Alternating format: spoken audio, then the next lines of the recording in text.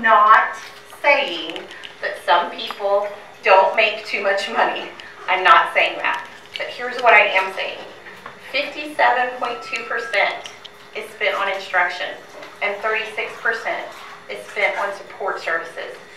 That's 93.2% of the education budget that goes to instruction and support services. 93.2. 5.9% is food services, that's important, and then 0.9 is business operations. And so if you're not familiar, support services include social workers, counselors, nurses, deans, psychologists, bus drivers, custodians, speech pathologists, secretaries, cafeteria workers, so on and so forth.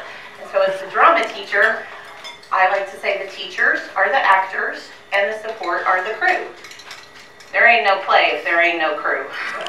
It just doesn't happen. In 2016, the lottery generated $57 million and the gaming generated $132 million. But we lost $356 million. So we're in the hole because they keep making cuts. And I don't understand their logic. They keep bragging about making cuts that have hurt every single agency in this state. Why would you brag about that? What is wrong with you? And a couple of years they like to say, oh, it's oil, our state runs on oil. That's halfway true, but really a fallacy. It's faulty logic. Because a few years ago, oil was over $100 a barrel, and they still made horrible decisions and too many cuts. And we're living with that now. State funding for education has not kept up with student enrollment. Since 2008, student enrollment in public schools in Oklahoma has increased by over 51,000, and it's still rising. Remember, we have the largest cuts to education in the country, and now we're the first in higher ed as well in cuts. 2008, funding was over $2 million. In 2017, it was at $1.8 million. More students, less money, less teachers, bigger class sizes. How do you think that affects learning? Because I can tell you, if I can speak to you like this, because this would technically be a lecture, right? I'm in front of the class talking to my pupils. How would this go if I had 3 times this many? And if you're teenagers. Hello. That's totally different. So less teachers, more students, less money, less resources. And let's not forget our monies that are being diverted to charters and other schools. And let's not forget they're not giving up on this voucher issue. I want to echo what Kimberly said. It's like you read my notes. I love it. Public money should go to public schools. And in the law, if you have, this is Shauna's opinion, and hopefully many of you share it, but if not, that's okay. In the law, if you have to designate public charter, stop telling me your charter's public, because it's not.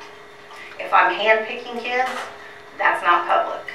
As a Christian, public school, like Jesus, we take everybody. We don't kick them out, and then, we take everybody. We try to, a rising tide lifts all boats. And that's the great thing, because 90% of American children go to public schools.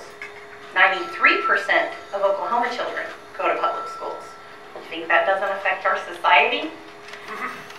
Emergency certified teachers. In the school year 2011-2012, the State Department of Ed issued 30 emergency certifications. 30. 30.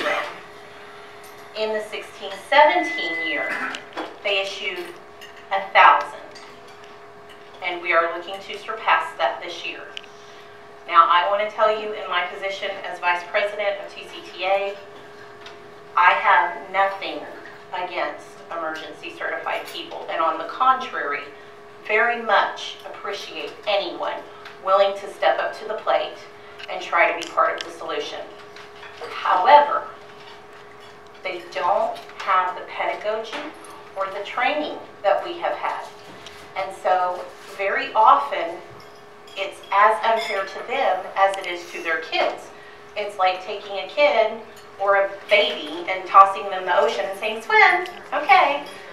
And so these people are good people, smart people in their fields. Teaching's a whole different ballgame. They need our help. And we need to think about, too, what the kids are getting. I can tell you, we do have schools, and we have had kids. There has been such a teacher turnover.